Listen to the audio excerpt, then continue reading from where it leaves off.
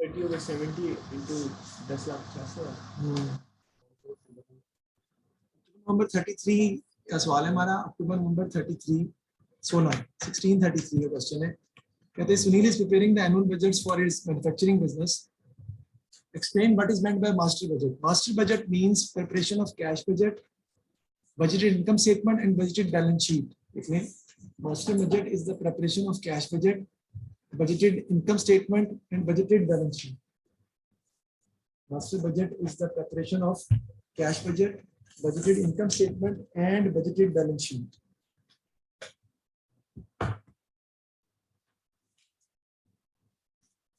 Addition information we get cash budgeted income statement and budgeted balance sheet at the end of the year.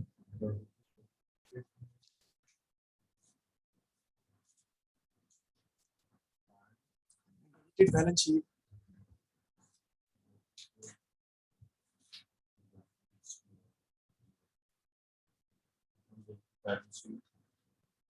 At the end of the year. अच्छा, question में कहता है जी कि finish goods inventory held at 1 January is expected to be 200 units. Opening inventory जो है वो 200 units की है 1 जनवरी को। This is expected to increase by 20 units each month until 31 March.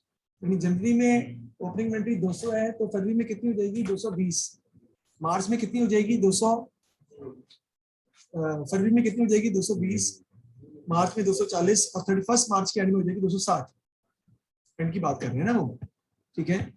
Prepare a production budget for each of the 4 months from January to April. 4 number कैसे मिलेगा?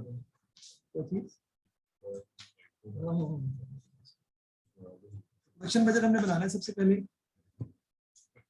तो हम बनाते हैं प्रोडक्शन बजट को सबसे पहले बनाते हैं, सॉल्व करते हैं हम, दे देते हैं जी प्रोडक्शन बजट।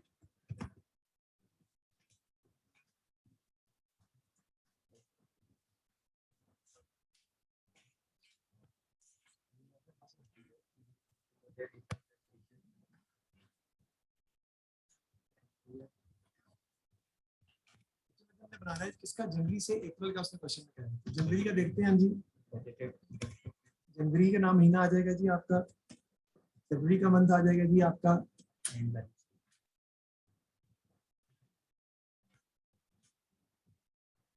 मार्च का आ जाएगा महीना,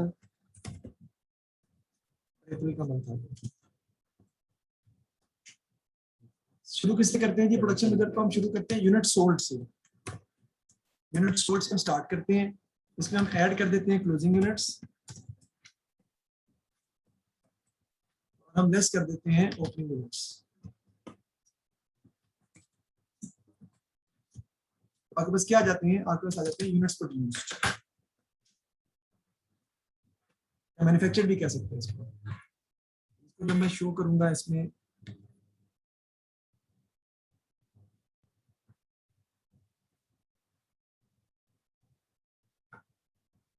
ये आपके यूनिट्स प्रोड्यूस आ जाएंगे। ये हम इस तरह इसकी जो है वो कर लेते हैं फॉर्मेट को, ठीक है जी। सबसे पहले क्या करेंगे जी, यूनिट सोल्ड हम देखते हैं जी कितने हैं। अपने सवाल पे वापस चलते हैं। तो जनवरी के यूनिट सोल्ड कितने हैं? 370। जनवरी के यूनिट सोल्ड हैं 370। वापस जाते हैं जी, देखते हैं हम यूनिट सोल्ड 370, इसमें ऐड करेंगे हम क्लोजिंग यूनिट्स। अब जरा सवाल पे गौर कीजिएगा, सवाल थोड़ा सा चेंज है। वो कहता है कि जो फिनिश गुड्स इन्वेंट्री ओपनिंग जनवरी की है ना, वो कितनी है? 200। यानी जनवरी की ओपनिंग इन्वेंट्री कितनी है? 200, और this is expected to increase by 20 each month. ठीक है जी। जनवरी की ओपनिंग जो है वो कितनी है जी? 200। इसका मतलब है कि फरवरी की जो क्लोजिंग ओपनिंग होगी वो कितनी होगी? 220। फरवरी की जो क्लोजिंग ओपनिंग है वो जनवरी की क्या होगी? क्लोजिंग। तो यहां से हम 220 निकालेंगे। That is the important point. Just look at the question again my dear. जो आप देखिए, अगर यूनिट सोल्ड 370 के हैं, ऐड क्लोजिंग यूनिट्स नहीं पता, ओपनिंग यूनिट्स वो कह रहा है जनवरी के 200 है, and opening units are increasing every month by 220 till March, till 31 March. Opening units बढ़ते जा रहे हैं यानी अप्रैल तक। तो 200, 220, अब 220 फरवरी की जो ओपनिंग है वो जनवरी की क्लोजिंग है, हमारी बात है। तो मैंने वहां से जनवरी क्लोजिंग, क्योंकि फरवरी की ओपनिंग 220 है तो जनवरी की क्लोजिंग भी 220 ही होगी। आगे भी लिख सकता हूं मैं, मार्च की ओपनिंग कितनी होगी, सारी बात है 240, और अप्रैल की जो ओपनिंग है वो कितनी होगी 260। यहां पर मुझे थोड़ा क्वेश्चन से इख्तिलाफ है। अगर आप क्वेश्चन पे गौर करें तो क्वेश्चन में उसने कहा है कि आपकी इन्वेंट्री जो बढ़ रही है ईच मंथ अंटिल 31 मार्च, तो ये 31 मार्च को 1 अप्रैल ही होगा। इसका मतलब 1 अप्रैल की इन्वेंट्री में भी 20 यूनिट्स का इंक्रीज आएगा, तो हमने वो इंक्रीज लिया हुआ है। जब मैंने पहली दफा क्वेश्चन ये सॉल्व किया था मैंने खुद, तो मैंने यहाँ पर 240 लेकर यहाँ 240 ही लिख दिया, क्योंकि मेरे हिसाब से 1 अप्रैल में इंक्रीज नहीं हुई, क्योंकि 31 मार्च तक कहा था उसने। बट बिकॉज अकाउंटिंग में 31 मार्च 1 अप्रैल को कंसीडर करती है, तो अप्रैल 1 अप्रैल को भी 260 को इंक्रीज करता है, बिकॉज 31 मार्च की इन्वेंट्री 1 अप्रैल की इन्वेंट्री ही होती है असल में, इसलिए हमें इंक्रीज करना पड़ेगा। तो मुझसे भी क्वेश्चन गलत हो गया था स्टार्टिंग में। देखते हैं जी आगे हम इसको, पहले 370 प्लस 220 कितना आता है जी बताएं? 590। इसमें से माइनस कर देते हैं जी हम 200 माइनस कर देते हैं, यूनिट्स प्रोड्यूस्ड आपके आ जाएंगे 390। नेक्स्ट यूनिट सोल्ड फरवरी के देखते हैं जी कितने हैं। फरवरी के यूनिट सोल्ड हैं जी 410। इसमें ऐड कर देंगे जी क्लोजिंग यूनिट्स। क्लोजिंग यूनिट्स जो मार्च की ओपनिंग है फरवरी की क्लोजिंग है 240, ये आपका कितना आ जाएगा जी 650 आ जाएगा। इसमें से माइनस कर देंगे 220, तो ये आपका आ जाएगा 430 यूनिट्स प्रोड्यूस्ड इसके। अब चलते हैं आगे मार्च के, देखते हैं कि हमारे पास यूनिट्स जो है वो कितने हैं। 380 यूनिट्स है मार्च की क्लोजिंग यूनिट्स। तो मार्च की क्लोजिंग यूनिट्स कितनी है जी 380, और मार्च की क्लोजिंग यूनिट्स कितने बनेंगे 260, क्योंकि जो अप्रैल की ओपनिंग है वो मार्च की क्लोजिंग यूनिट्स होंगे। इनको ऐड कर लें, ये आपका आ जाएगा 640 आ जाएगा। उसमें से 240 माइनस कर दें तो आपका आंसर आ जाएगा जी 400। आगे अप्रैल की बात करते हैं। अप्रैल के यूनिट सोल्ड देखते हैं कितने हैं। अप्रैल के यूनिट सोल्ड है 430। अब अप्रैल के जो क्लोजिंग यूनिट्स हैं वो मई के क्या होंगे ओपनिंग यूनिट्स, और मई के ओपनिंग यूनिट्स में कोई इजाफा नहीं हो रहा, वो 260 ही रहेंगे, क्योंकि उसने बताया कि उसके बाद इजाफा नहीं हो रहा, लिखा है मार्च तक बढ़ रहे हैं, उस पर इजाफा नहीं हो रहा, लिखा है वो 260 रहेंगे। क्लोजिंग भी ओपनिंग भी 260 रहेंगे। टोटल कितने हो जाएंगे यार ये 790, 690 माइनस 260 करेंगे 430 जी यूनिट्स प्रोड्यूस्ड आपके आ जाएंगे। ये हमने जो है वो फाइंड आउट कर लिए हैं। तो ये हमने प्रोडक्शन बजट अपना बना लिया है। प्रोडक्शन बजट हमारा जो है वो कंप्लीट हो गया है 390, 430, 400 और 430 का। अब हमने क्या बनाना है क्वेश्चन में, आज हम करने जा रहे हैं कैश बजट। कैश बजट की तरफ हम जा रहे हैं। इनिशियल इंफॉर्मेशन में देखिए क्या लिखा है, goods will be sold on credit with selling price of 30 per unit. एक यूनिट 30 का सेल होता है। 1/3 is expected to be received in the month of sale with the balance being received in the following month. अगर आप 30 का एक unit बेचते हैं तो उसमें से 1/3 अमाउंट कब मिलती है आपको, जिस महीने सेल करते हैं उसी महीने मिल जाती है।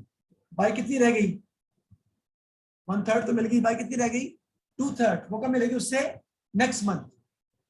Units one other income will arise from the interest received on investment of 50,000 at 4% per annum. Interest will be received quarterly starting on 1st January. Units production cost are expected to be direct material 7 है, direct labor 5 है, overhead जो है वो दिए हुए आपको कितने के 6 के। Direct material will be purchased to meet current month production. Half the amount due will be paid by cash in the month of production and the balance will be paid in the following month. जिस महीने बनाते हैं उस महीने आप आधी जो है उनकी पेमेंट कर देते हैं और बाकी आधी की पेमेंट अगले महीने करते हैं। अच्छा, the number of units produced in December is expected to be 340, यानी दिए हुए हैं यूनिट्स प्रोड्यूस दिसंबर के में दे दी। ऊपर देखिए हमारा सवाल जनवरी में स्टार्ट हो रहा है। दिसंबर के यूनिट्स सोल्ड दिए हुए, यूनिट्स प्रोड्यूस्ड दिए हुए, उससे बता दिए कितने हैं 340 हैं। Direct labour will be paid in the month that the cost is incurred, जिस महीने लेबर कॉस्ट आती है उसी महीने पे करते हैं। 4/5 of the overheads will be paid in the month in which they are incurred, with the balance being paid in the following month. Some new equipment expected to be acquired on 1st January at a cost of 12,000. 50% यानी 6,000 will be paid on delivery, यानी जनवरी में पे कर रहे हैं, while the remainder being paid on 1st April, यानी 6,000 जनवरी पे कर रहे हैं और 6,000 अप्रैल में पे कर रहे हैं। This equipment will be depreciated at 10% using straight line method. The bank account balance on January expected to be overdrawn by 10,450 prepare the cash budget each of the 3 months from January to March। अब आपने cash budget बनाना है इस सवाल का 3 महीने का, जनवरी से मार्च का बनाएंगे। आप क्या बना, कैश बजट आपने प्रिपेयर करना है। काली वाली है जी वो बिल्कुल साबित हो गया कि फालतू। ये देखिए वो कह रहा था कि चैनल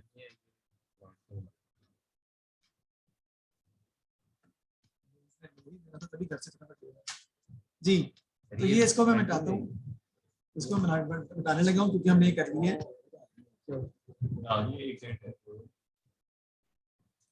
जा रहे हैं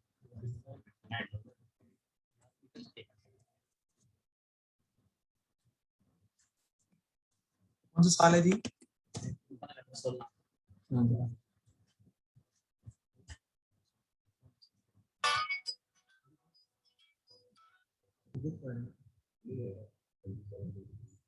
जी नेक्स्ट देखते हैं जी हम।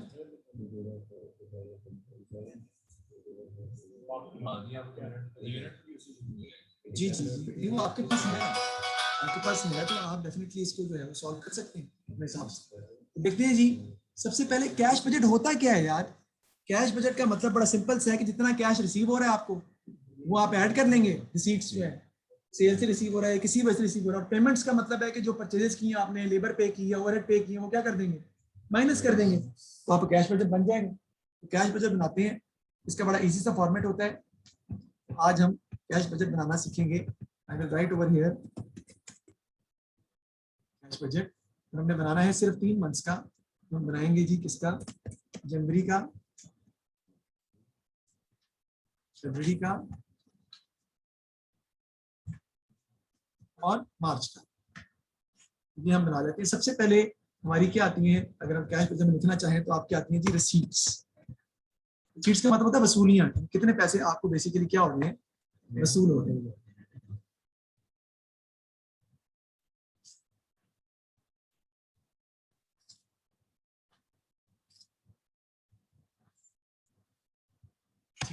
तो रिसीट्स में हम लिखते हैं सबसे पहले, और देखते हैं अपने क्वेश्चन पे पहले रिसीट्स के बारे में क्या कहा गया।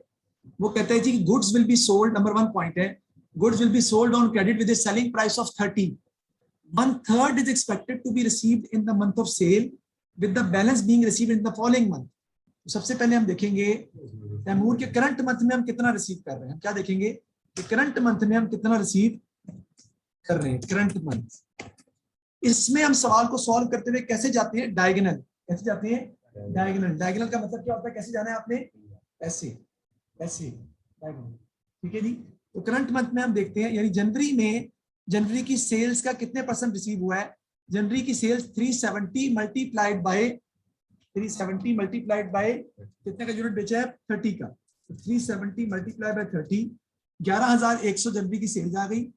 इसका 1/3 हमें मिल जाएगा जनवरी में ही, 3,700 जनवरी में मिल गया। I will write in जनवरी 3,700, और जो बाकी अमाउंट है वो 7,400 वो मिलेगी नेक्स्ट मंथ में। तो मैं यहाँ लिखूंगा डायगोनल 7,400, और इसमें मैं क्या लिखूंगा, ये हमें कब मिल रही है, ये मिल रही है 1 मंथ आफ्टर सेल। सिंपल, वो 1 मंथ आफ्टर सेल आपको पैसे जो है वो रिसीव जो है वो हो रहे हैं, राइट। नेक्स्ट हम चलते हैं इससे आगे। अब हम चलते हैं फरवरी के ऊपर कि फरवरी की सेल्स हमारे पास कितनी है। देखिए फरवरी की सेल्स कितनी है, 410, उसको मल्टीप्लाई करेंगे 30 से, 410 इंटू 30 कितना आ गया, 12,300। इसका 1/3 हमें कब मिलेगा, फरवरी में ही, वो बनेगा 4,100, यानी 12,300 फरवरी की सेल्स बनती है, मल्टीप्लाई 30 करके उसका 4,100 हमें मिल गया फरवरी में ही, और बाकी कब मिलेगा, उससे अगले महीने, यानी 8,200 आपको मिलेगा मार्च में जाके, मिलेगा 8,200। ओके। इसी तरह मार्च की सेल्स को अगर हम देखें कि मार्च की सेल्स कितनी है, तो मार्च की सेल्स बनती है 380 मल्टीप्लाइड बाय 30। इसका 1/3 जो है वो आपको कब मिलेगा, मार्च में, 3,800। 3,800 हमें कब मिल जाएगा, मार्च में, करंट मंथ में, और बाकी कब मिलेगा आपको, अप्रैल में। लेकिन अप्रैल कहां बनाएंगे, मतलब उसकी हमें जरूरत नहीं है। अब आते हैं जनवरी के नीचे वाले। दिसंबर की सेल्स का 30% दिसंबर में मिल जाएगा और दिसंबर की सेल्स का बाकी कब मिलेगा? जनवरी में। दिसंबर की सेल्स कितनी है उसके लिए आपको दिसंबर की सेल्स कितनी है 350 मल्टीप्लाई बाय 30, इसका 1/3 तो मिल गया है इसमें दिसंबर में, बाकी मिलेगा जनवरी में, वो बनता है 7000। ये आ गया आपका 7000, राइट। अभी हमने सारी इनकम रिसीव कर ली है। अब हमने इंटरेस्ट रिसीव किया था उसको हम लिख लेते हैं। सर ये कहां से आ गया सवाल में, देखते हैं। देखें सवाल में वो कहता है क्वेश्चन में 7000, देखें 350 मल्टीप्लाई बाय 30 वो आता है 10,500, उसका 1/3 दिसंबर में मिल गया था, बाकी 7000 जनवरी में मिलेगा। Other income will rise from interest received on investment 50,000 का 4%, कितना आएगा जी?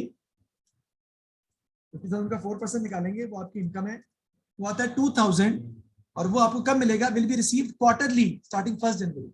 क्वार्टरली का मतलब होता है साल में 4 दफा, साल में 4 दफा। तो जनवरी में कितना मिलेगा? 500, अप्रैल में कितना मिलेगा? 500, जुलाई में कितना मिलेगा? 500, और फिर अक्टूबर में मिलेगा 500। यहाँ पे कितना आ जाएगा? Interest receive 500। Well done. ये हमने रिसीव्स अपनी लिखनी है, इसका हम कर लेंगे टोटल। आपके पास रिसीव्स का टोटल आ जाएगा जी, बिल्कुल, कि हमारे पास ये टोटल रिसीव्स जो है वो मौजूद है।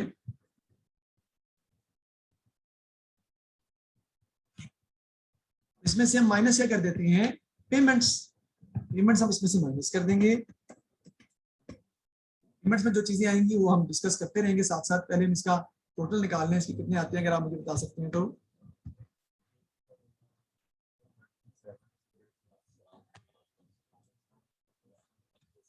ठीक है,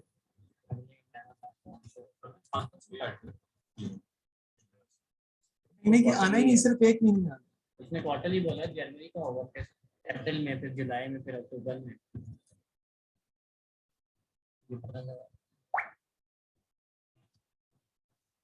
पेमेंट्स हम इसमें से माइनस करेंगे। जी जी, पेमेंट में सबसे पहले हमारी क्या आती है जी? परचेजेस।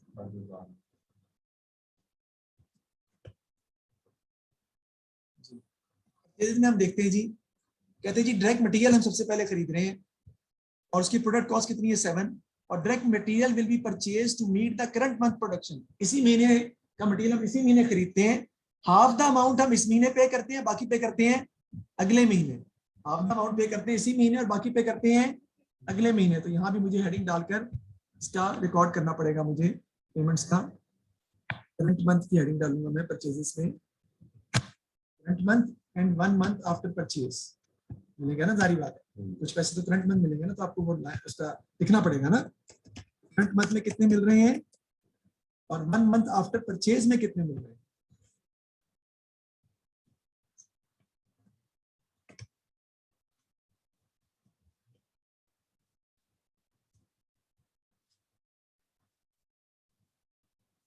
ठीक हो गई जी बात।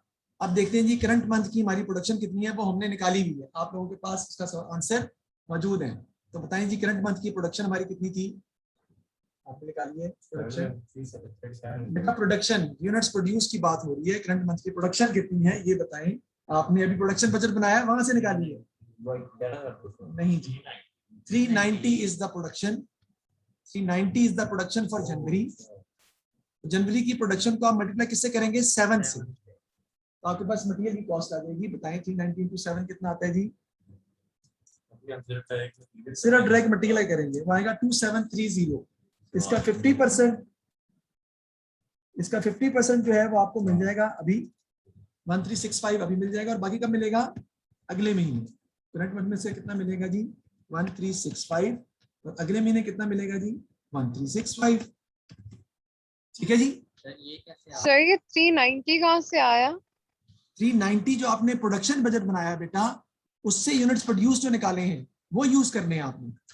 प्रोडक्शन बजट जो बनाया आपने, उसमें यूनिट्स प्रोड्यूस जो आपने निकाली है 390, पिछला जो मैंने किया था उसको मल्टीप्लाई करेंगे 390 into 7, तो आपकी आएंगी ना डायरेक्ट मटेरियल की कॉस्ट। उसमें से 50% आप पे कर रहे हैं इसी मंथ और बाकी आप पे कर रहे हैं अगले महीने। ओके, इसी तरह प्रोडक्शन बजट में फरवरी की प्रोडक्शन कितनी आती है? 430, 430 को मल्टीप्लाई करेंगे 7 से, 430 को मल्टीप्लाई करेंगे 7 से, जो आएगा उसका हाफ हमें मिलेगा फरवरी में और बाकी मिलेगा हमें मार्च में। उसका हाफ जो है वो बनता है 1505, बाकी आपको कब मिलेगा? मार्च में। यहाँ पे आ जाएगा 1505। I repeat again, 430 multiply by 7 आप करें तो 3010 आता है, उसका हाफ मिलेगा 1505 फरवरी में, बाकी मिलेगा मार्च में। नेक्स्ट देखते हैं, अप्रैल की सेल्स हमारी यूनिट्स प्रोड्यूस कितने हैं? मार्च के यूनिट्स प्रोड्यूस कितने हैं? 400 मल्टीप्लाई बाय 7 कर लूंगा मैं उसके साथ, डिवाइड बाय 2, तो 1400 आप जो है वो पे करेंगे किसमें? मार्च में, और बाकी आप पे करेंगे किसमें? अप्रैल में। लेकिन उसका हम कैश बजट बना नहीं रहे, वरना मैं लिखता उसको, कैश बजट को भी लिखता। ठीक है जी। अब असल बात आई है जनवरी की, जो 1 मंथ आफ्टर परचेज की अमाउंट है, उसके लिए आपको दिसंबर के यूनिट्स प्रोड्यूस चाहिए, और वो हम नहीं निकाल सकते। और वो यूनिट्स प्रोड्यूस्ड आपको क्वेश्चन में दिए हुए थे, कितने दिए हुए हैं क्वेश्चन में? देखें, ये दिए हुए आपको यूनिट्स प्रोड्यूस्ड, सॉरी, ये the number of units produced in December is expected to be 340. 340 multiply by 7 जो आएगा 2380, इसका हाफ मिलेगा दिसंबर में और बाकी हाफ कब मिलेगा? 1190 जनवरी में। जनवरी में मिलेगा आपको यहाँ पे 1190। ठीक होगा जी बात। उसके बाद आपकी आ जाती है जी डायरेक्ट लेबर कॉस्ट। जी हमने पे किया। अब डायरेक्ट लेबर कॉस्ट, जिस वो कहता है जी डायरेक्ट लेबर कॉस्ट हम कैसे पे करेंगे? इस महीने की direct labour will be paid in the month that the cost is incurred. जिस महीने की लेबर उस महीने पे कर देंगे, दैट इज क्वाइट इजी। सबसे पहले दिसंबर की करते हैं। दिसंबर की लेबर कितनी आएगी पता है? Units produce 340 into 5, 340 multiplied by 5। Sorry, दिसंबर के नहीं आएंगे, यू आर राइट, जनवरी के आएंगे 390 into 5, राइट, करंट मंथ में कर रहे हैं ना जी। 1950 आपकी आ जाएगी डायरेक्ट लेबर कॉस्ट इसकी जनवरी की। फरवरी में देखें कितने यूनिट्स बनाया आपने? 430 मल्टीप्लाई बाय 5, ये आ जाएगा जी 2150 टोटल पे कर रहे हैं आप हर महीने। और मार्च में कितने बनाए आपने? 400 into 5, तो ये 2000 आ जाएंगे। इनने आगे आ जाएंगे ओवरहेड्स। ओवरहेड्स की आपको हेडिंग देनी पड़ेगी, क्योंकि ओवरहेड जो है, ओवरहेड्स भी कुछ पे हो रहे हैं आपके क्वेश्चन में, वो बताता है। देखिए ओवरहेड्स का रेट क्या है? 6 है। यूनिट्स प्रोड्यूस ही मल्टीप्लाई करना है, लेकिन 4/5 of the overhead will be paid in the month in which they are incurred while the balance being paid in the following month. तो 4/5 उसी महीने पे हो रहे हैं और 1/5 पे हो रहे हैं अगले महीने। जनवरी को पहले देख लेते हैं, जनवरी की कितनी यूनिट प्रोड्यूस्ड है? 390 मल्टीप्लाई बाय 6, 390 मल्टीप्लाई बाय 6, इधर मैं लिखूंगा करंट मंथ,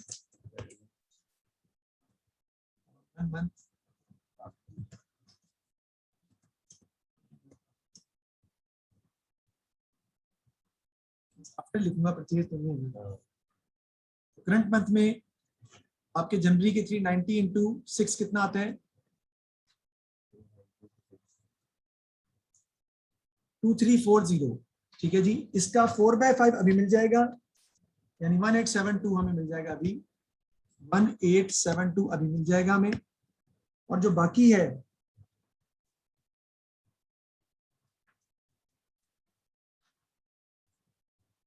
बाकी आपका आ जाएगा 468, वो मिलेगा आपको नेक्स्ट मंथ जी। 468।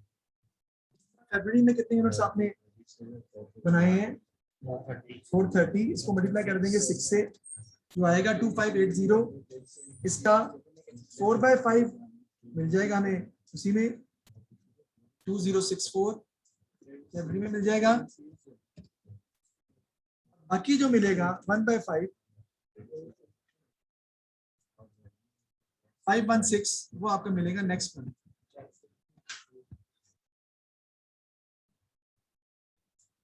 ये 516 नेक्स्ट मंथ मिल जाएगा।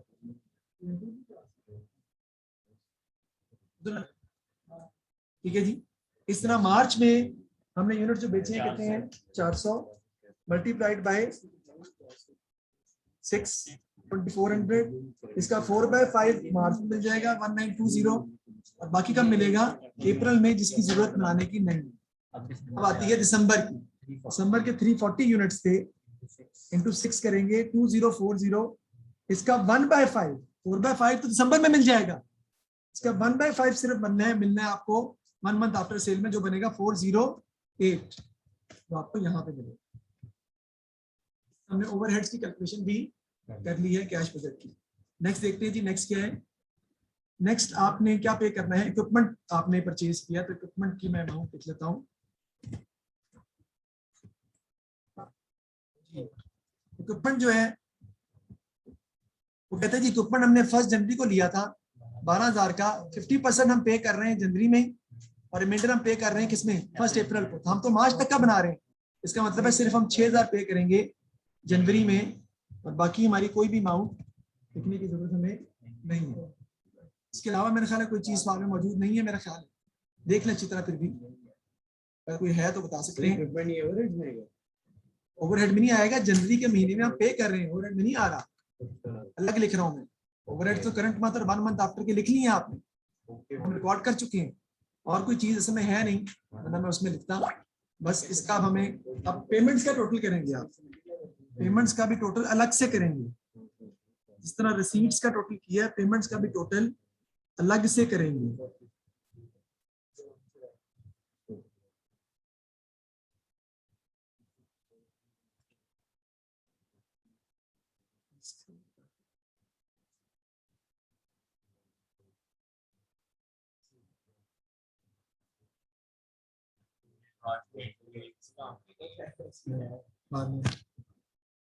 पेमेंट्स का टोटल करें जी अब, यानी कि 1365 प्लस 1190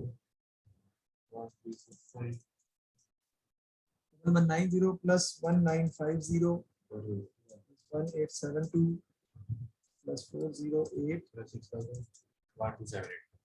जी 12785 आपका आ जाएगा जी। अभी जो पेमेंट का टोटल आया है, नीचे इसके आप लिखेंगे नेट कैश, तो माइनस कर देंगे ना 11,200 में से, ये आपने माइनस कर देना है, तो नेगेटिव में आ रहा है 1585, आप ब्रैकेट्स में लिखेंगे नेगेटिव आ रहा है आपका कैश बैलेंस, तो 15885 नेगेटिव में आपका आ जाएगा। उसके नीचे आप लिखेंगे cash at the start. Cash at the start जो क्वेश्चन में दिया हुआ है, आप देखिए लास्ट में, the bank account balance at 1 January expected to be overdrawn by 10,450। Current start में ओवरड्रॉन दिया है, वो भी 10,450 का ओवरड्रॉन दिया है, वो भी नेगेटिव में लिखूंगा मैं ब्रैकेट में 10,450 नेगेटिव में, और आपके पास आंसर में क्या आ जाएगा, cash and cash equivalent at the end.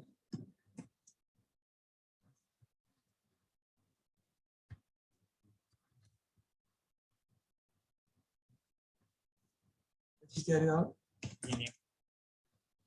Net cash हमारा कैसे आया, ये वाला 11,200 माइनस 12785, तो नेट कैश आ गया, और प्लस उसमें हम कर देंगे 1585 भी नेगेटिव है और दूसरा भी नेगेटिव है, दोनों आपस में क्या हो जाएंगे, जारी बात है वो ऐड ही हो जाएंगे दोनों में, पर आंसर आपका फिर नेगेटिव ही आएगा। तो कितना आ जाएगा बताएं, नेगेटिव आ जाएगा कितना,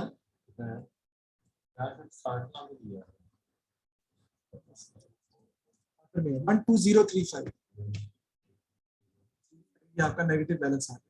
अच्छा कैसी बात है, यही नेगेटिव बैलेंस आपका कैश एट द स्टार्ट भी बनेगा अगले साल का, मैंने जान के समझाने की बात की, अगले साल यही कैश एट द स्टार्ट बनेगा सारी बात, तो जो कैश एट द एंड है वो नेक्स्ट मंथ के कैश एट द स्टार्ट नहीं बनेगा ऑब्वियसली। अब नेट कैश हमने दोबारा निकालना है, ये बैंक अकाउंट ही होता है सर, कैश अकाउंट तो होता ही नहीं, बैंक ही होता है।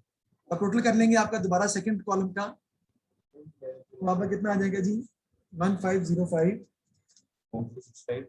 प्लस 1365 2150 64 463, तो क्या आ जाएगा 7552 आपका ये आ जाएगा, और ये जो नेट कैश आपको निकालना पड़ेगा 3948 आपका आ जाएगा। 3948 पॉजिटिव में आ रहा है आपका, उसमें से आप वो माइनस कर देंगे 12,035, तो आपका नेगेटिव 8087 आ जाएगा। 12 इसमें नेगेटिव में 8087 जी। अब नेक्स्ट निकालते हैं जी 1400 प्लस 1505 प्लस 1920 प्लस 516 आ जाएगा 7341।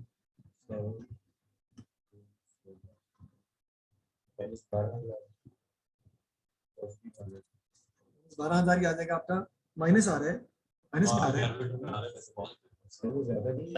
सॉरी 4659 आपका आ जाएगा पॉजिटिव, और कैश जो वो नेगेटिव है आपका 8087।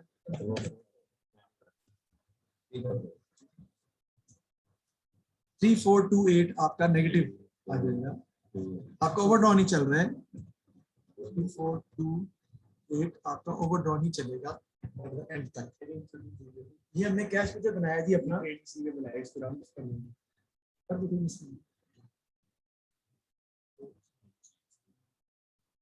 तो हमने अब ये कैश बजट बना के दिखाया आपको मैंने आज, क्योंकि it is one of the easiest question of cash budget. Question budget का ये अच्छा सवाल था, कैश बजट का ये आसान सवाल था। तो कैश बजट का मुश्किल सवाल आएगा तो थोड़ा सा इससे ऊपर हम जाएंगे इंशाल्लाह ताला अल्लाह के फजल करम से कल की क्लास में। और किसी को मसला है तो मुझे बता दें, कोई प्रॉब्लम है तो बताएं। Thank you very much.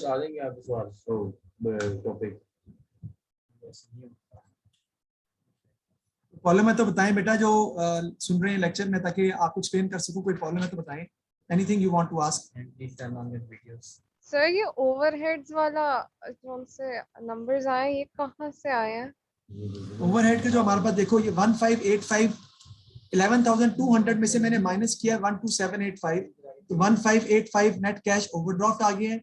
और साल के स्टार्ट का बैलेंस जो था, जनवरी के स्टार्ट का, वो दिया हुआ है। The bank account balance at 1 January expected to be overdrawn by 10,450। वो ऑलरेडी स्टार्ट का ओवरड्रॉन दिया हुआ था 10,450, तो वो प्लस हो जाएगा आपका 12,000। नहीं सर, मैं ओवरहेड्स की बात कर रही हूँ। ओवरहेड्स का बैलेंस ऐसे आया है कि आपने जो प्रोडक्ट यूनिट्स प्रोड्यूस किए थे 390, उसको मल्टीप्लाई करेंगे 6 के साथ, क्योंकि ओवरहेड कॉस्ट 6 है आपकी, जो आएगा उसका 4/5 हमें मिल गया है जनवरी में, और बाकी 1/5 मिलेगा फरवरी में। तो वो वहां से हमने सॉल्व किया। 4/5 फिर 2064 फरवरी का मिल गया जनवरी में, बाकी मिलेगा मार्च में। फिर इस तरह ही 4/5 यूनिट्स प्रोड्यूस से निकला है। यूनिट्स प्रोड्यूस को मल्टीप्लाई किया 6 से जी।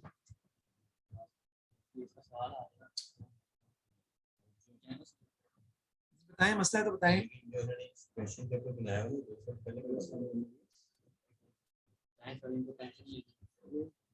Thank you very much. Next class में कंपनी अकाउंट के साथ हम हाजिर होते हैं।